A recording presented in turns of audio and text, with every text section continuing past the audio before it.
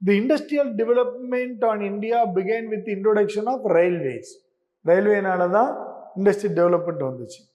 The National Congress adopted a resolution criticizing the drain of wealth. அதுக்கு முன்னாடி உள்ள கிளாஸ்ல நான் சொல்லியிருக்கேன் உங்களுக்கு. From India as its annual session held in Calcutta 1896. 1896ல தான் drain of wealth resolution adopt பண்றாங்க. Which of the following clauses did not support the rebellion of revolt 1857? உங்களுக்கு போன கிளாஸ்லேயே சொன்னேன். பிரின்சஸ் இருக்கிறாங்க, ஏன்னா பகதூர் ஷா, ஹசரத் மஹால் இவங்களாம் இருக்கிறாங்க. பெசன்ஸ் ஆர்டிசான்ஸ் கட்டாயமாக இருக்கிறாங்க.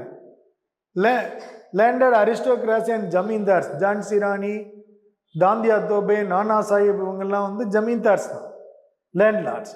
அவங்கள இப்போ யார் இல்லை? New middle class. ஏன்? அவங்க அப்போ தான் படித்தாங்க. படித்தவங்களுக்கு பூரா இங்கே பிரிட்டிஷ் ஈஸ்ட் இந்தியா கம்பெனியினுடைய இதில் வந்து வேலை கொடுத்துட்டாங்க.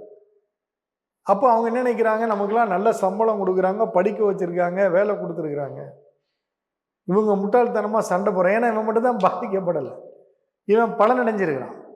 அதனால் இவன் சண்டைக்கு வரல.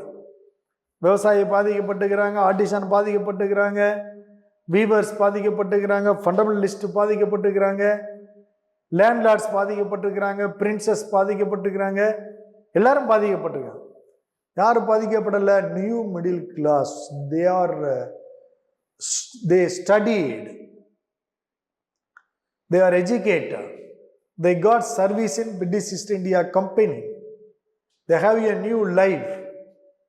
அதனால என்னாச்சு, அவங்க எல்லாம் தே ஆர் குட், இவங்க தான் நமக்கு நல்ல வாய்ப்பை ஏற்படுத்தி கொடுக்குறாங்கன்னு நினைச்சிட்டாங்க.